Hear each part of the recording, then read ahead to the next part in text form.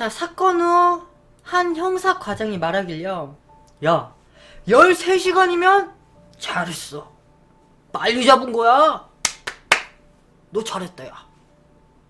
야, 생각을 해봐. 아니, 13시간 만에 잡은 거면 잘 잡은 거야. 어? 야, 너 최고야. 야, 찾았어도 갔어, 이미. 잘한 거지. 라는 이런 발언을 너무 서슴지 않게 발언했다고 해요. 그리고 또 당시 분위기 파악도 잘 안 된 상황에서 이제 경찰 윗선에서는요, 정말 신속한 대응이었다고 엄청나게 칭찬했대요. 그리고 뿐만이 아니에요. 이제 한 기자분께서 유가족분들과 인터뷰를 하던 중 알게 된 사실인데요. 이제 당시 그 현장이, 사건 현장이 정말 막 난잡하고 정말 정신이 없는 상황일 거 아니에요. 그런데 이 중에서 몇몇 경찰이 야, 여기 누가 있어? 쟤야? 쟤? 야, 안 꺼냈네, 안 꺼냈어! 야, 이따가 소주 한잔 하자고. 야, 잘했네. 야, 오늘 내가 쏠까?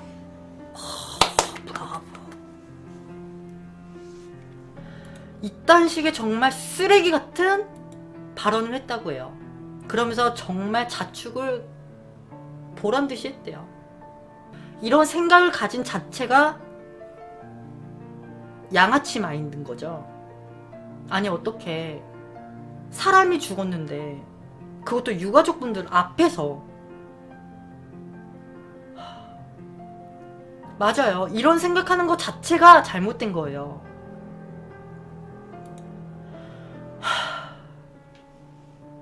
이 사건은요, 정말 끔찍했던 사건 중 하나였어요.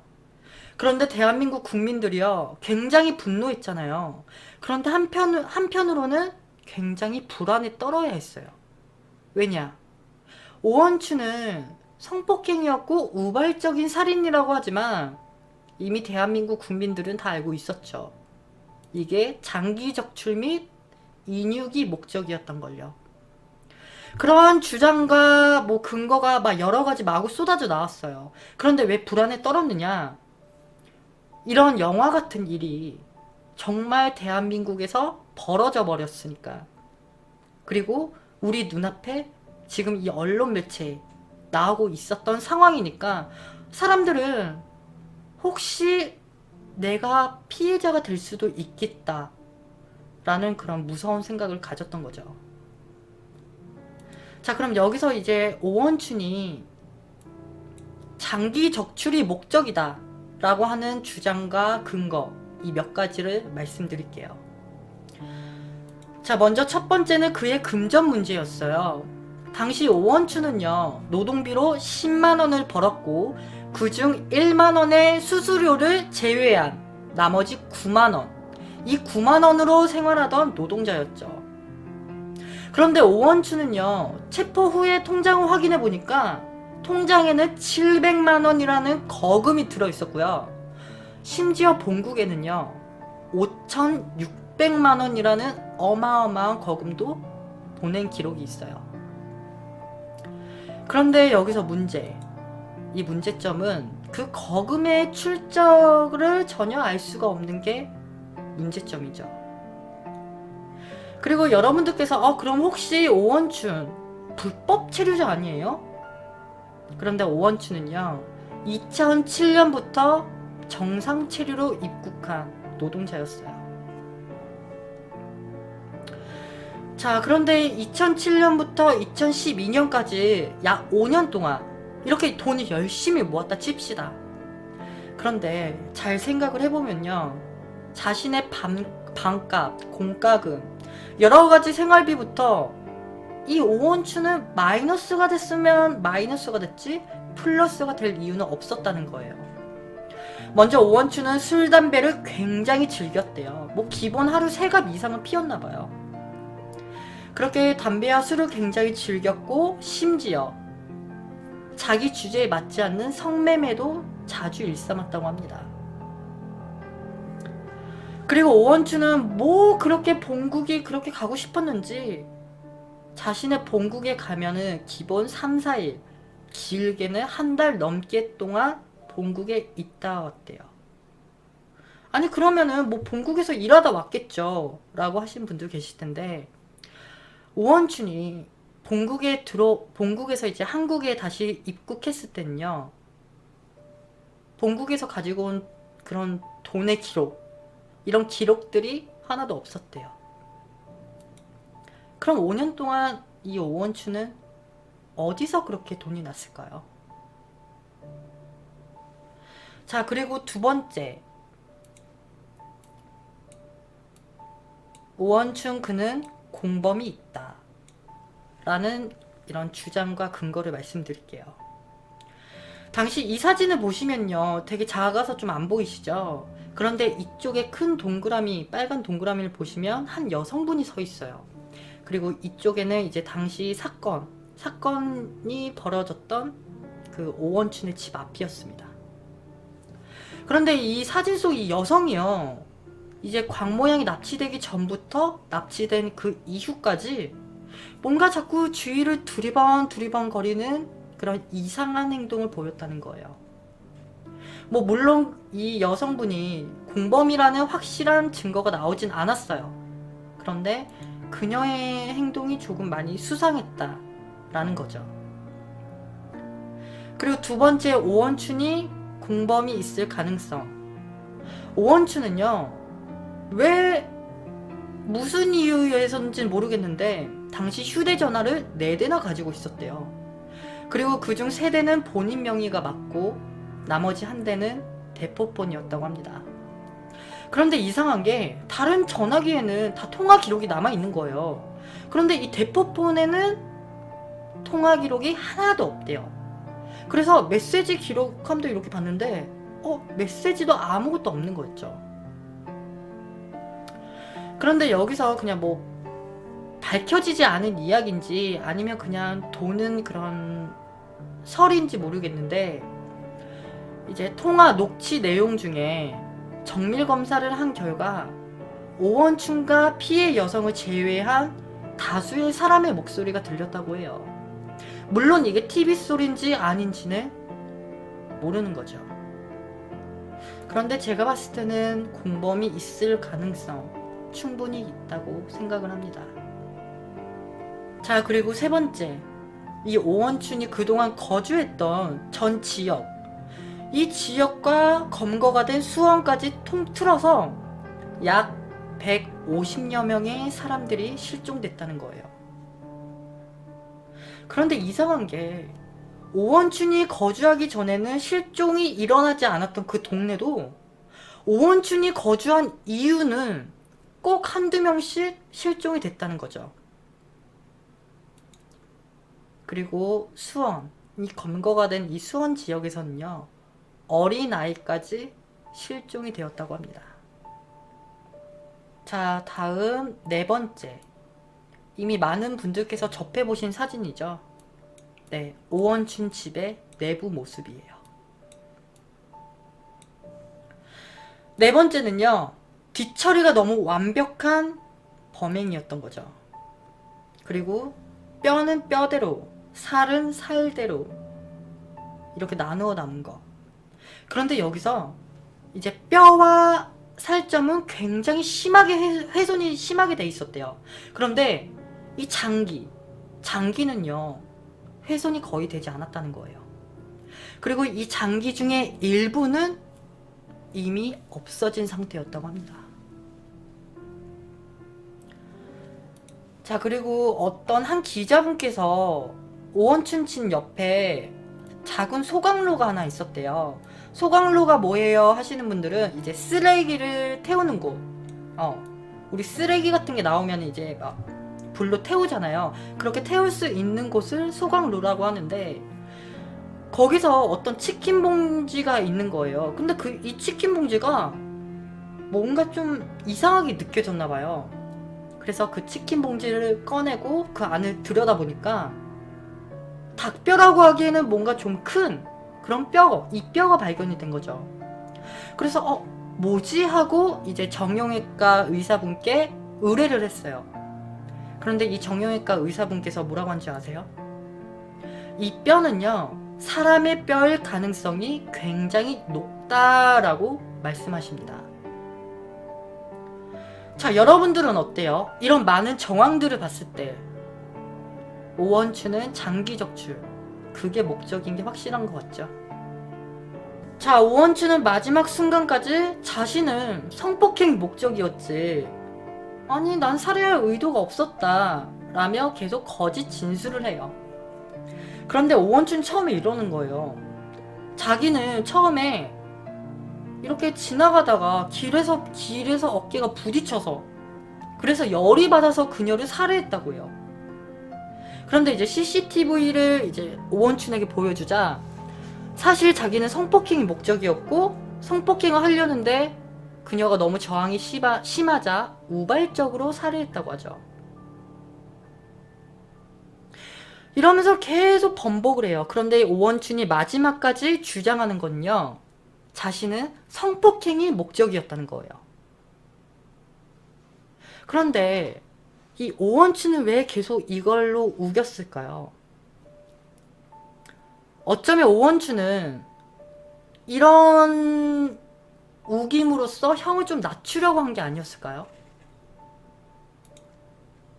여러분들은 어때요? 저는 그렇게 생각을 해요. 자, 오원춘은 처음에 사형 선고를 받게 됩니다. 하지만 결국 오원춘은 2013년 1월 16일 무기징역으로 확정받게 되죠. 이에 대해서 이제 여론에서 막 분노를 막 표출하는 거예요. 아니, 다른 흉악범들은 그렇게 사형 선고 그렇게 잘 때리면서 이 오원춘은 왜 사형 선고가 아닙니까? 에? 이게 말이 됩니까? 라고 이렇게 막 엄청난 비난과 비판이 쏟아져 나왔어요. 그런데 법원에서 하는 말이, 극악무도한 흉악범은 맞지만 우선 피살자가 한 명이라는 점과 인용 목적 가능성이 입증되지 않았기 때문에 사형 선고까진 무리가 따른다라고 재판부가 밝히죠. 자, 여기서 이제 사형 선고 저희 우리나라에 사형 선고 없지 않아요? 하시는 분들 계실 텐데, 사실 우리나라 사형 선고는요, 이제 인권을 보호하기 위한 하나의 수단으로 이제 잠시 잠정된 상태일 뿐 폐지가 된 건 아니에요. 그러니까 만약에 이 사형 선고가 다시 활성화가 될 시에 사형 선고를 받은 이 범죄자들은 이제 한 명씩 사형을 받게 되죠. 독방에 갇혀서 계속 평생 사는 게 아니라 이제 사형 선고로 생을 마감시키는 거죠. 자, 여튼 오원춘이 무기징역 판결을 받은 후 여러분들께서는 오원춘 천안 외국인 교도소 갔다면서요, 열받던데? 라고 하시겠지만 아닙니다. 자, 이 사건을 처음 접해보신 분들이 분명히 계실 거예요. 제 영상을 보신 분들 중에. 자, 시설부터 우리가 알고 있는 그냥 뭐 어둡고 뭔가 음침한 그런 교도소의 모습이 아니죠. 이렇게 보시면요, 뭔가 학교 기숙사 같기도 하고 뭔가 되게 여유롭게 TV도 시청을 하고, 심지어 이곳은요, 식단도 각 나라별로 이제 입맛에 맞게 음식이 나온다고 해요. 자, 여기 보면요, 이슬람식, 양식, 한식 이렇게 나오고요, 이 밖에 일식, 중식 또한 나온다고 합니다. 그리고 이곳에서는 PC도 가능하고 전화도 가능하며 이제 뭐 음악 치료와 뭐 미술 치료, 이런 다양한 치료도 같이 병행하고 있다고 해요. 자, 그런데 이 오원춘은요, 다행히도 이 천안 외국인 교도소에는 가지 않았어요. 이 교도소는요, 모범수가 수감이 되는 곳이기 때문에 이런 악질적인 범죄자는 절대 갈 수 없다고 합니다. 그리하여 현재 오원춘은 경북 북부 제2교도소 독방에 수감이 되어 있다고 하는데요. 오원춘이 이렇게 수감이 된 이후 2012년 6월 22일 수원지방법원으로 추가 조사를 받기 위해 이제 오원춘은 대형 버스로부터 이제 호송이 되고 있었어요. 그런데 이 버스 안에서 황당한 해프닝이 벌어지는데요. 무슨 일인지 아세요? 자, 오원춘은 앞자리에 앉아있던 마약 사범 이씨와 몸싸움을 벌여요. 당시 버스 내에서 오원춘은요, 창밖에 이제 젊은 여자가 지나가거나 좀 예쁜 여성이 지나가면은 그 모습을 보고 희쭉희쭉거리며 막 다리를 떨고 있었대요. 그러니까 여자를 보면서 막 감탄을 하고 있었던 거죠. 제가 이 부분을 오원춘 막 비아냥거리면서 막 흉내 내고 싶지도 않아서, 자, 그런 모습을 지켜보던 이 씨가 갑자기 이제 오원춘을 발로 툭 치는 거예요. 그러면서, 야, 네가 오원춘이냐? 야, 다리 그만 떨어, 이씨. 너는 다른 나라 와가지고 사람 죽였으면서 그렇게 여자만 보면 아주 스냐? 반성이나 할 것이지, 씨. 라며 오원춘을 발로 툭 치자 오원춘이 열받은 거예요. 나한테 왜 그러냐면서. 그래서 이 둘은 싸움을 시작했고, 다행히도 교도관 분들의 이제 제지로 인해서 바로 중단이 되었다고 해요. 당시 마약사범 이 씨는요, 이런 말을 해요. 아니, 그래요. 예. 저도 죄인 맞아요. 예. 근데 저 새끼 봐요. 예? 아니, 창밖에 여자들 보면서 해볼래 거리구나 했고. 아니, 다른 나라 와서 살인했으면 반성이 날 것이지. 다리 떨고 아주, 아휴, 대같은 화 안 나겠어요? 예? 저도 화가 나는데 그쪽은 화 안 나냐고요. 라며 분개했다고 합니다. 그리고 사건 이후 이제 오원춘 고향 측근 인터뷰에서 이런 말이 나와요. 걔 그렇게 됐어요? 걔 그럴 것 같았어요. 아니, 걔네 집에 가축을 했었거든요. 근데 걔가 동물 죽이는 걸 봤는데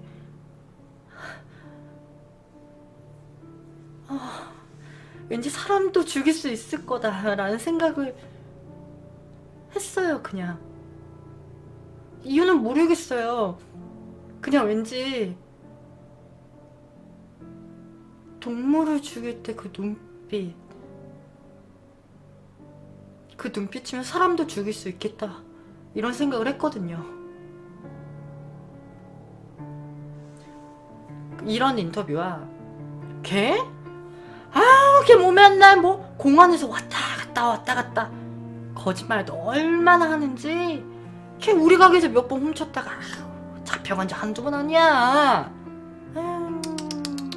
그렇게 됐어? 그럴 것 같았어. 자, 그의 고향 측근들은 그럴 애가 아니다 라는 말보다 그럴 것 같았다 라는 반응들이 더 많았다고 해요. 자, 여튼 이 오원춘 하나 때문에 국내 체류 중이던 조선족 분들은요, 이 당시 모임이나 잔치 이런 것들을 취소하거나 굉장히 조용히 눈치 보면서 진행했다고 합니다. 그래서 어떤 한 조선족 분께서는요, 인터뷰 중에 그 새끼 때문에 조선족이 식인종, 강간범으로 알려져 있어서 억울하다. 중국이었으면 오원춘은 사형이었다. 라고 흥분하며 욕설이 마구 담긴 인터뷰를 했다고 합니다. 자, 뿐만 아니고요, 여러분 혹시 아이돌 좋아하시죠? 요즘에 뭐 다양한 아이돌 분들이 이렇게 대거 나오고 계신데, 당시 중국인이 포함된 이 우리나라 아이돌을요, 뭐라고 불렀는지 아세요? 뭐 모든 사람이 그렇게 부른 건 절대 아니에요. 그냥 한 일부에서 이렇게 불렀는데요. 인육돌, 인육을 먹는 아이돌이라며 비난하기도 했다고 합니다. 네, 그런 식으로 완전히 비하한 거죠. 자, 여튼 2014년 12월 4일 수원에서 또 다른 장기 밀매 사건이 발생하게 돼요. 당시 용의자는 박춘풍, 이 사람도 조선족이었는데요. 그런데 이 사람이 오원춘이 거주했던 그 수원 그 거주집과 약 1.5km 정도밖에 안 되는 그런 거리에 살았다고 합니다.